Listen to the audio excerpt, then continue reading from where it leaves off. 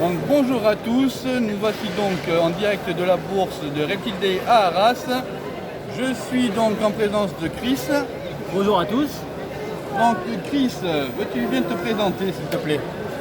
Chris, donc 33 ans, donc éleveur amateur donc à l'île aux Tortues, donc fondé depuis 2013. Donc je fais naître principalement donc, des geckos léopards, mais normalement des cestaniers et des tortues aussi. Donc j'élève principalement des tortues, donc c'est la base du truc.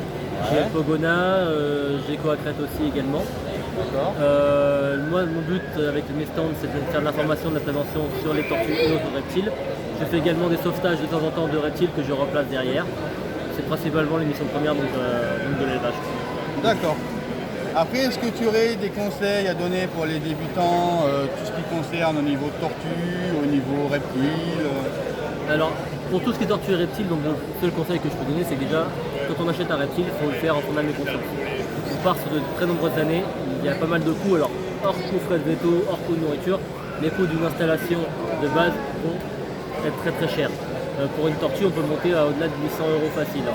Si on veut vraiment mettre du haut de gamme, il faut vraiment mettre le paquet dans l'installation, parce que c'est là que si on ne met pas le paquet, on a des maladies qui ressortent comme ça facilement, ou des carences si on ne met pas une bonne alimentation. Il faut vraiment bien se renseigner, ne pas hésiter à mettre les frais dedans, et vraiment, voilà, il faut gérer le coût sur des années. Il ne faut pas savoir que la tortue ou le reptile meurt au bout d'un an ou 2 ans, il faut qu'il tienne vraiment jusqu'à sa durée. Oui, c'est sûr que c'est pas le but non plus de perdre les Voilà, animaux. plus on a de bonnes installations, plus ça va être long. D'accord. Au niveau justement des installations pour une tortue, qu'est-ce que tu conseillerais? Ça dépend si c'est tortue aquatique ou terrestre déjà. D'accord. Si c'est tortue terrestre, déjà il faudra penser à un enclos extérieur, donc un jardin. Ceux qui n'ont pas de jardin, il faut oublier. D'accord. Surtout avec les nouvelles législations qui sortent, il vaut mieux éviter. Après, tortue aquatique, on peut avoir que des tortues qui vivent à l'intérieur. Celles à l'extérieur, c'est soumis à certificat de capacité en France. Celles soumises qui sont à l'intérieur, suivant l'espèce, ça peut varier en termes d'installation. On peut avoir du 1 mètre, comme du 1,20 m, comme du 1,50 m. En termes de profondeur, on peut avoir une vingtaine de centimètres, comme une trentaine, comme une quarantaine. Ça dépend de l'espèce. Il faut d'abord bien se renseigner sur l'espèce pour après adapter ses installations. D'accord. Voilà. Après, au niveau justement des certificats à obtenir, Après, il y a pas mal de tortues qui sont encore en vente libre en France, que ce soit aquatique ou terrestre. d'accord. Donc terrestre un peu moins, parce qu'avec la nouvelle loi, ils ont quand même pris pas mal.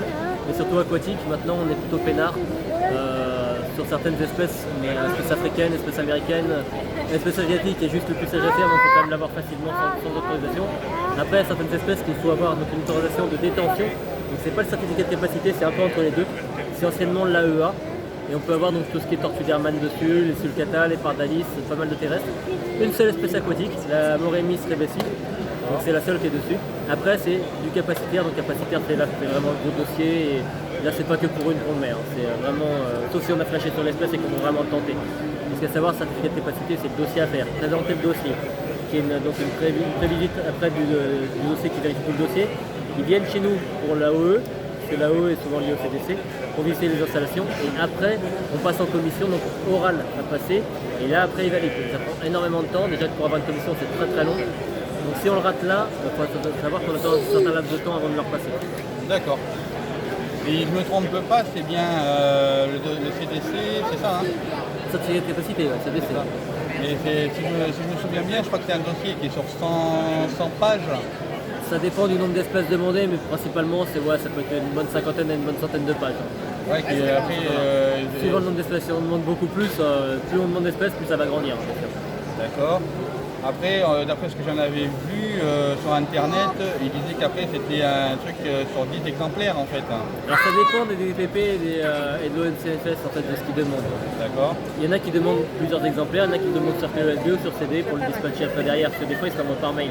C'est plus simple pour éviter le papier comme avec l'écologie tout ça. Donc ça dépend, il y a certaines DPP qui sont restées à l'heure du papier qui demandent tant de dossiers. Il faut mieux se renseigner auprès de cette DPP qui va nous fournir la trame du CDC demandé, ainsi que le nombre d'exemplaires qu'ils veulent et tout ce qu'ils veulent.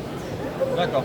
Donc en fait, quand tu le mets sur clé USB ou sur carte SD, c'est un seul dossier et après, eux le retransmettent. Ils demandent quand même une ou deux versions papier quand même, mais le reste, ça fournit en clé USB. D'accord, donc en fait, tu mets un simple exemplaire sur la clé USB ou la carte SD, Voilà. et eux, après, ce dossier principal, le transfèrent eux-mêmes sur les autres. Ils envoient au mail au capacitaire, ou trucs comme ça, que ça passe.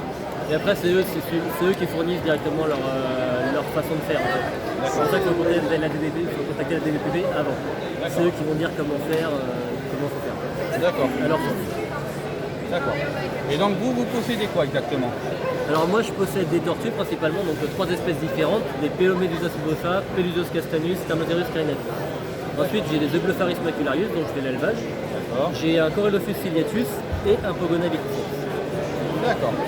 Et c'est tout. Est-ce que vous comptez reprendre d'autres reptiles par la suite Alors pour le moment, si je change de logement, oui. Si je ne change pas, non. Si je change de logement et que j'ai plus grand, je prendrai de la Sternotherus minor peltifère qu'on ne trouve pas en France. C'est une petite tortue américaine qui ressemble en fait à la Carinatus. Sauf que les couleurs sont totalement différentes. D'accord. Et c'est une espèce qu'on ne trouve pas. Alors c'est une espèce, même une sous-espèce. Il y a la Sternotherus minor et la minor peltifère. C'est la Sternotherus minor, mais deux sous-espèces différentes. Moi je m'oriente plus vers la peltifère qui est plus colorée, qui est plus sympa, je trouve. Elle est très difficile à trouver. D'accord. J'ai déjà des contacts, mais pour l'instant, voilà. Pareil, il leur faut un CDC pour obtenir ce genre d'animaux. Sans CDC. Sans CDC? Sans CDC. C'est même législation que la Sternotherus carinatus. Mais on n'en trouve pas en France, malgré la législation qui est facile, on ne trouve pas.